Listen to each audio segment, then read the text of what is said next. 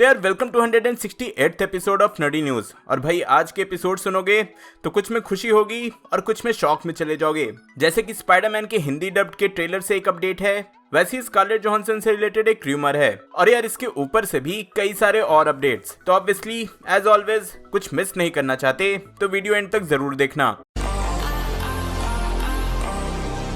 चलो स्टार्ट करते हैं सुसाइड स्क्वाड के बॉक्स ऑफिस कलेक्शन से।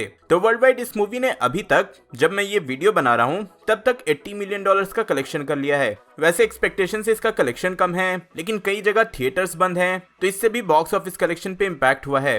एंड ऊपर से HBO मैक्स पे भी इसे रिलीज कर दिया गया था बिना किसी एक्स्ट्रा चार्ज पे, तो उससे भी इसके कलेक्शन पे मेजर इम्पैक्ट हुआ। नेक्स्ट आते हैं डेव बटिस्टा पे।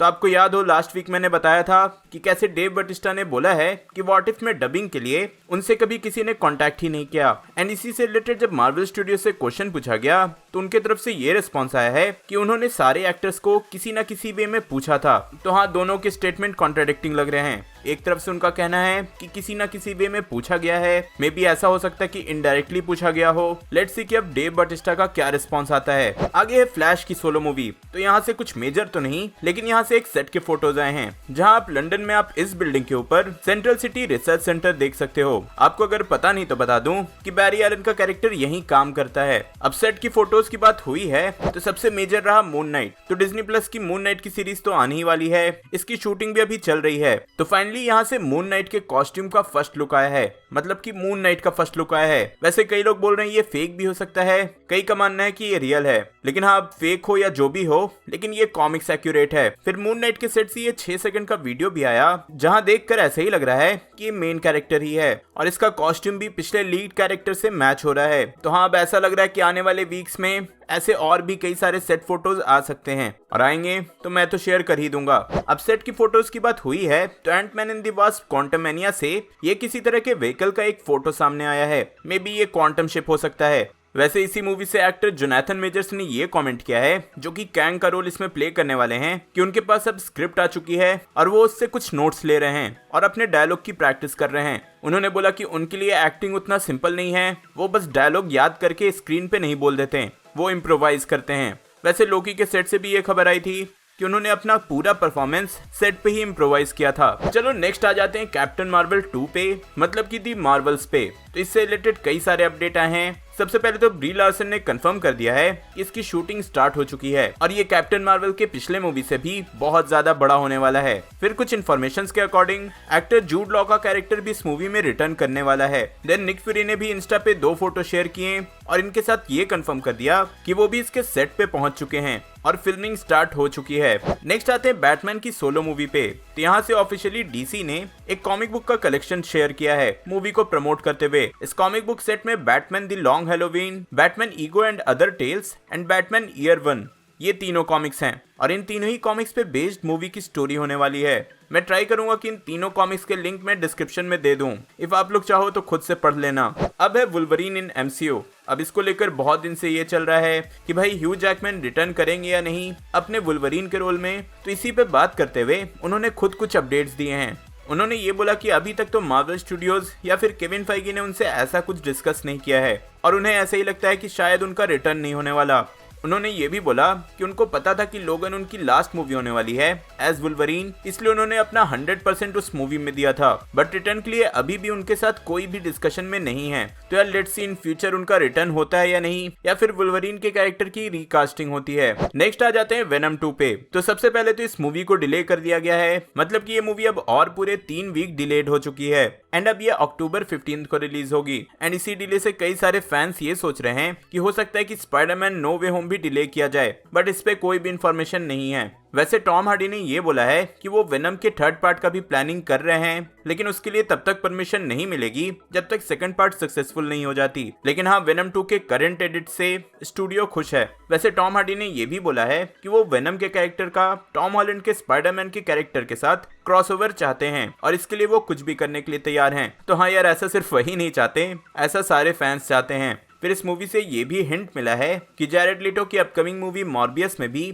वेनम का कैरेक्टर मिल सकता है, मतलब कि दिख सकता है। पर हाँ, मॉर्बियस आने में भी थोड़ा टाइम है। नेक्स्ट आते हैं हॉकाई की डिज्नी प्लस सीरीज पे। तो बहुत दिनों से ये तो खबर आ ही रही थी कि डिज्नी प्लस हॉकाई की एक स्पिन ऑफ सीरीज भी बनाएगी जो कि इको के कैरेक्टर पे फोकस करेगी। और रिसेंटली अलेक्वा कॉक्स, जो कि इको का कैरेक्टर प्ले कर रही है हॉकाई की सीरीज में, उन्होंने अपने इंस्टा पे एक कास्टिंग कॉल डाला जहां उन्हें 2 फीमेल एक्टर्स चाहिए एंड हाँ, एक्टर्स डेफ होनी चाहिए। पूरे डिटेल्स आपको स्क्रीन पे दिख रहे होंगे। अब नेक्स्ट बढ़ते हैं शांग-ची पे। तो इस मूवी से 2 नए पोस्टर रिलीज किए गए हैं। एक में तो लीड कैरेक्टर दिख रहा है एंड ये पोस्टर ताइवान के लिए रिलीज किया गया।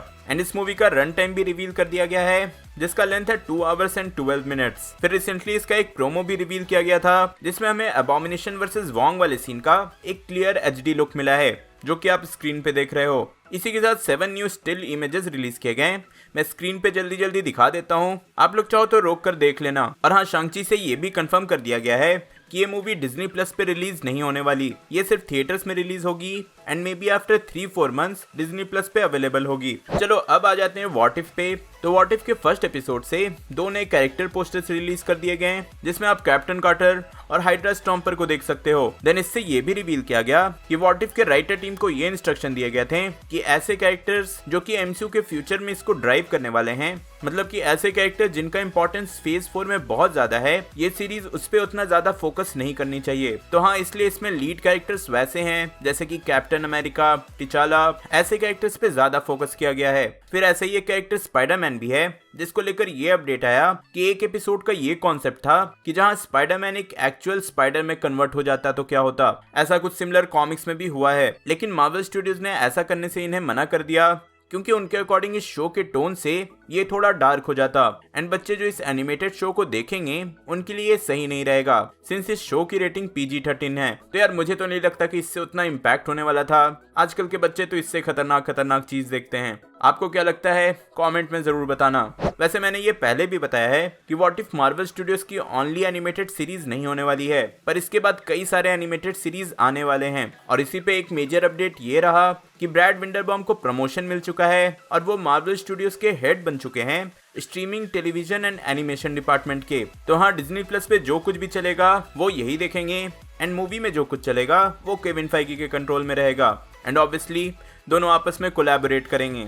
अब आ जाते हैं स्पाइडरमैन नो वे होम पे। मुझे पता है कि आप लोग सब इसी का वेट कर रहे होंगे। तो इसके ट्रेलर से पहले एक मेजर रूमर आया था कि स्पाइडरमैन नो वे होम का ट्रेलर इंडियन लैंग्वेजेस में डब हो चुका है और इस रूमर के 1-2 दिन बाद ही अमित चौधरी ने कंफर्म कर दिया कि रूमर सही है, स्पाइडरमैन नो वे होम के ट्रेलर का डबिंग इंडिया में हो रहा है। उन्होंने ये भी कंफर्मेशन दिया कि इस ट्रेलर से रिलेटेड कंफर्मेशन उन्होंने खुद सोनी इंडिया से लिया है। Amit Chaudhary graphics designer and VFX artist हैं एंड ट्विटर पे हमेशा ऐसे मूवीज एंड ट्रेलर्स के अपडेट्स देते रहते हैं and most of the time ये सही निकलता है। तो हाँ यार, ये कंफर्म समझो कि स्पाइडरमैन नो वे होम का ट्रेलर रेडी हो चुका है एंड इंडियन लैंग्वेजेस में डब भी हो रहा है एंड मे बी ऐसा हो सकता है कि इसे शैंग-ची के साथ थिएटर में दिखाया जाए। तो लेट्स सी क्या क्या होता है। अब ट्रेलर की बात चली रही है तो ये भी खबर है कि इटर्नल्स का एक नया ट्रेलर भी रेडी है जिसमें 30 से 40 सेकंड के नए फुटेज हैं। बाकी सब कुछ पुराने ट्रेलर की तरह है एंड कुछ सिलेक्टेड थिएटर्स में इसे दिखाया भी गया है। अब इसके बाद एक मेजर रूमर है स्कारलेट जोहानसन से रिलेटेड। अब ये आपको तो पता चल ही गया है कि स्कारलेट जोहानसन ने डिज्नी पे केस कर दिया है और ये केस फॉर श्योर थोड़ा लंबा ही चलेगा।